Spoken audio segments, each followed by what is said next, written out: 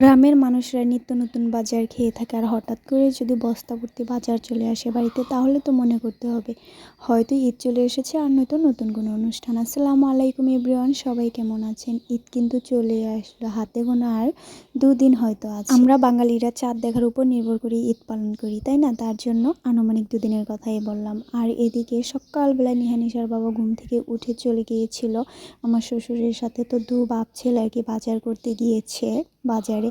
তো বাজার করে যা যা নিয়ে আসলো সব কিছুই আর কি আমার দাদি শাশুড়ি বের করছিল, আর আমি এই ফাঁকে টুক করে এসে কিছু ভিডিও করে নিলাম।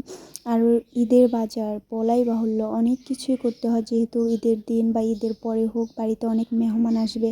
আর তাছাড়া আমার শাশুড়ি তো মানে কি বলবো, পান ছাড়া কিছুই বোঝে না। একবেলা তার ভাত না হলেও চলবে, কিন্তু পান খেতে হবে। তার জন্য পান, জর্দা, সুপারি যা যা লাগে নিয়ে আসলো। আর এদিকে সাবান, পাউডার, যেহেতু ঈদের কাছাকাছি কাপড় চোপড় ধোয়া সব কিছু তো লেগেই থাকে, দেখা যায় ঈদের প্রায় 3 থেকে 4 দিন আগ থেকেই। এমনি বাজারের লিস্টই তো ফুরায় না করলে, আর ঈদের বাজারের লিস্ট সে কি ফুরায়? মার্কেট থেকে শুরু করে বাড়িতে খাওয়ার জন্য হোক, যা কিছুই হোক। আর কোরবানি ঈদের বাজার সেটা তো একদম অন্যরকম, যেহেতু কোরবানি দেওয়া হয় আল্লাহর রহমতে। আল্লাহ তাআলা যেহেতু সেই সামর্থ্য দিয়েছেন কোরবানি দেওয়ার, ইনশাল্লাহ কোরবানি দেওয়া হবে। তো যা বাজার সাথে নিয়ে এসেছিলাম আমি সব কিছু গুছিয়ে রাখছিলাম, যেহেতু বাইরে বৃষ্টি হচ্ছে তো পাকে করে নিয়ে যাওয়া সম্ভবই ছিল না। তার জন্য আমার শাশুড়ির রুমে এনে একটা একটা করে গুছিয়ে রাখছিলাম। নিহানিশাও আমাকে খুব হেল্প করছিল। আর নিহানিশার বাবা যেহেতু খুব সকালবেলা ঘুম থেকে উঠে গিয়েছিল, তো কিছুই খায়নি, বাজারে গিয়ে আর কি হয়তো পরোটা খেয়েছে। তো বাড়িতে আসার পর বলছিল ভাত খাবে, তো আমি এই কাজের ফাঁকে ভাতও দিলাম, তো ও খেয়ে নিল।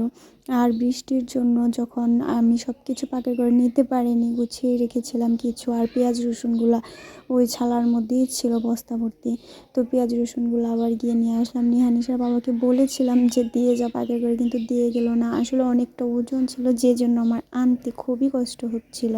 আর এনে আমি রেখে সবগুলো পেঁয়াজ রসুন রাখছিলাম। আর এই দুদিনে যে আমাকে কী পরিমাণ কাজ করতে হবে সেটা ভাবছিলাম, কারণ কাজের এখন অনেক প্রেশার পড়ে যাবে। এই দুদিনের ভিতর আমার অনেক কাজ সেরে নিতে হবে। আর এবার ঈদে আমার মনটাও একটু অনেক ভালো, কারণ ঈদের পর এবার বাড়িতে যাওয়ার পরিকল্পনা চলছে, যেহেতু 5 বছর পর বাড়িতে যাবো। সেদিক থেকে আর কি মনটা অনেক ভালো ছিল, যা কাজকর্ম আছে সব সেরে নিতে হবে। আর ঈদের দিন আর ঈদের পরের দিন আমার আব্বা আম্মা দুজনেরই মৃত্যুবার্ষিকী।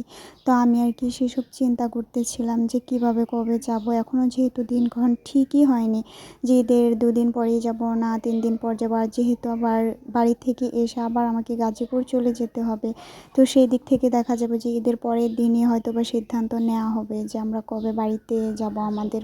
আর এই জন্যই আমার মনটা খুবই ভালো ছিল। তো সবাই ভিডিওটা দেখার জন্য ধন্যবাদ। আসসালামু আলাইকুম।